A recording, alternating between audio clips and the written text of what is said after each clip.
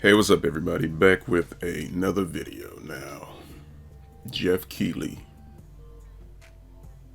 said that article that IGN posted would age badly. And he was quite right. Jeff Keighley knew that he would be presenting this first look at the Unreal Engine running in real time on the PS5. Now, all these articles and videos of, don't expect too much out of the next gen for these PS5s and these Xboxes. They're not going to really be that much of a generational leap where you're going to be able to tip. This put all that talk and foolishness to bed immediately. Now, the thing about this particular video, they're saying that this was running at 1440p at 30 frames per second. And the reason that they did this is to show that the engine can still do this level of fidelity at that level. Basically, they showed it in that format to show you that it can still do all these things, and that people who develop with the Unreal Engine 5 on next generation platforms will have to take the trade-offs of having higher frame rates and higher resolution and adding extra stuff where it will depower it in certain sections, but it won't put you in a situation when you're developing a new game that you cannot take advantage of all the new tools that have been put into this new version of Unreal Engine 5. And that alone, to me, if this is 1440p, like they're reporting that this is 1440p at 30 frames, and they can still do all of this, let me tell you something, man. Imagine first-party studios from Sony and Microsoft taking this engine and pushing it to a whole nother level. Imagine just games like Uncharted. Imagine this being utilized by Uncharted. Hell, imagine the next Gears game using the Unreal Engine 5. Now, the thing about this is that we're going to have to wait maybe, next year, like the later half of 2021, to actually get this. But the thing about this engine is that Epic is doing a slew of new things that they've never done before to get this into more developers' hands and to get them to start using the Unreal Engine, because one of the key features they want to instill to developers who use the Unreal Engine is that it'll be easier for you to take your assets from Unreal Engine 4 and port them into Unreal Engine 5. They're making that transition from going from 4 to 5 very much easier. So you can have somebody developing something and they say, hey, well, we want to put this out on this and that and that. Well, throw it in that 5. The Unreal Engine 5 will be able to help you transition more easily with your projects and platforms that you go to. Another big thing about this particular use of the Unreal Engine 5 is that they're giving individuals who use it the ability of taking high-end assets. So let's say you have things you want to put into the game that have high assets that are movie quality level assets. Instead of you taking it, breaking it down, rebuilding it, and then remapping it to scale it down so it fits, you can literally take that same movie quality set piece, put it into a game, and it still looks as good as if it was in a movie. That is crazy. We finally might be at the level when we have games that have a fluid transition to the point where it actually looks like you're playing a damn cutscene, but you're actually playing the game. I thought, it'll be a while before we see this. I was wrong. They have literally got to the point now where you can literally be playing a game that looks like it's an actual cutscene in quality, and it's the actual damn gameplay. That alone is amazing to me. To think that we would actually see that at this time. I thought it'd been like, oh, maybe we'll see that mid to late next generation console cycle, and then it'll be full-fledged all the way when we hit the generation after that. But they can damn near reach that now, and to me that is an amazing feat, and tells you just how much power this Unreal Engine 5 will actually have in the long run. That's amazing to me. Now, after watching this video, I know I cannot be the only person who really wished that this was an actual game at this point. Yes, we know it's a demo. We won't be able to play it, but just seeing this in action in real time blew my damn mind. The lighting, the environment, the textures, the damage.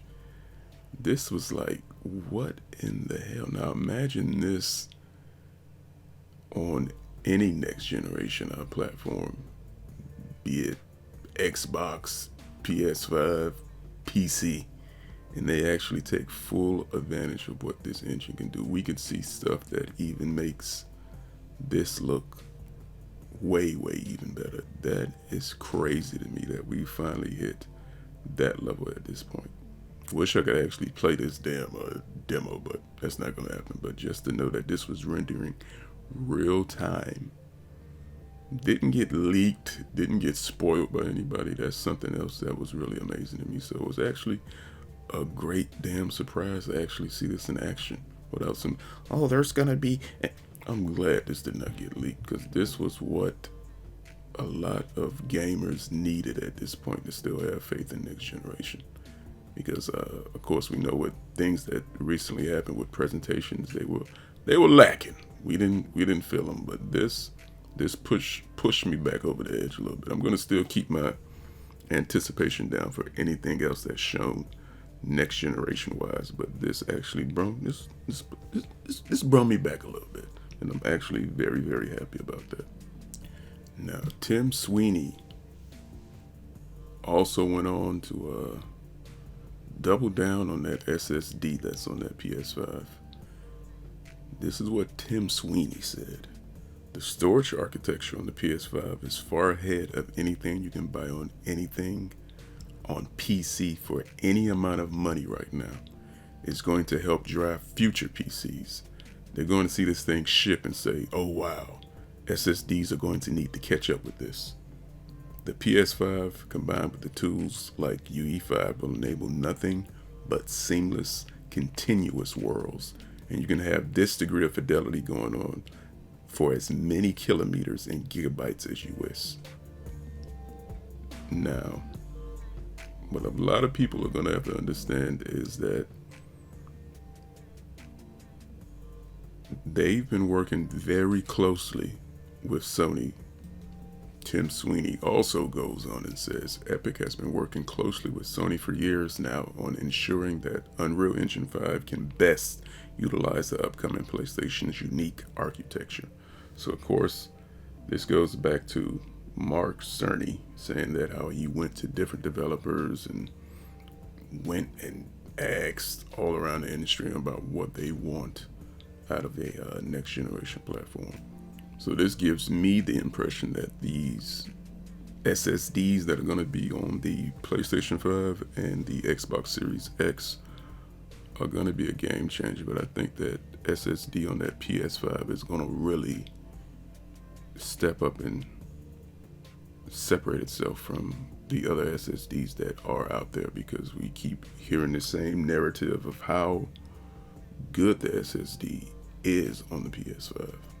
And of course, it's going to be one of those SSDs that it's not on the market. PC will eventually catch up with it like it always does. But when it first comes out, that's going to be the fastest SSD out there. We shall see. That's what has been reported.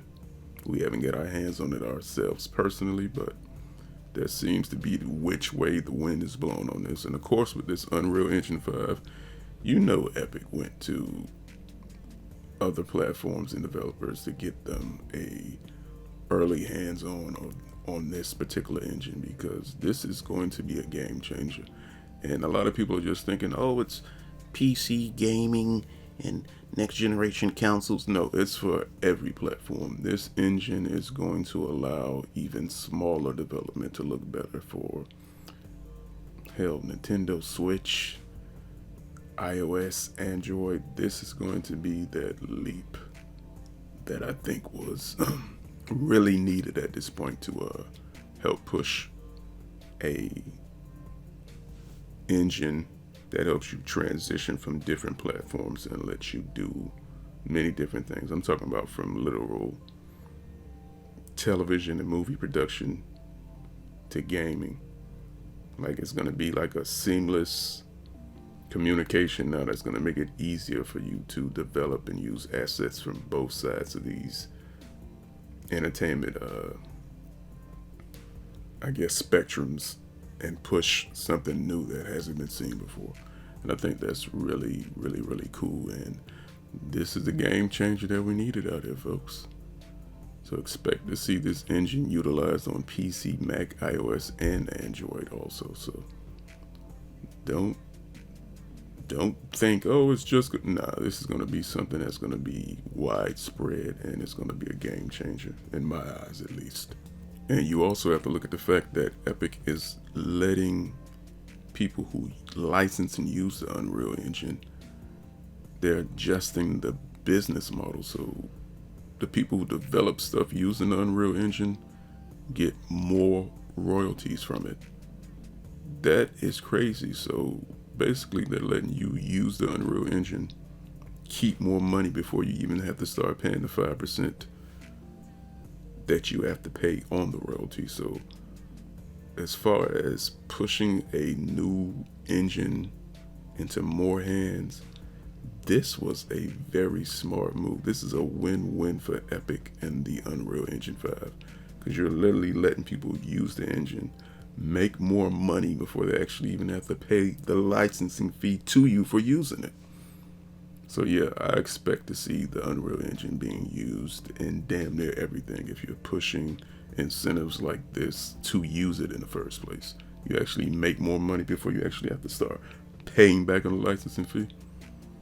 That was a very, very, very, very smart move by Epic. So yeah, expect to see the Unreal Engine getting used on damn near everything, everywhere you turn. I'm pretty sure people are going to be using the Unreal Engine.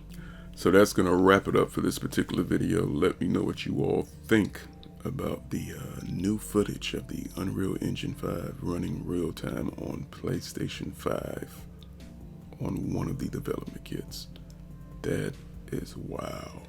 But let me know in the comment section what you all think, and I'm going to leave a link to the Verge article that had some of my talking points about this particular video in it. So otherwise than that, let me know in that comment section, and I will catch you all in the next one. All right, everybody.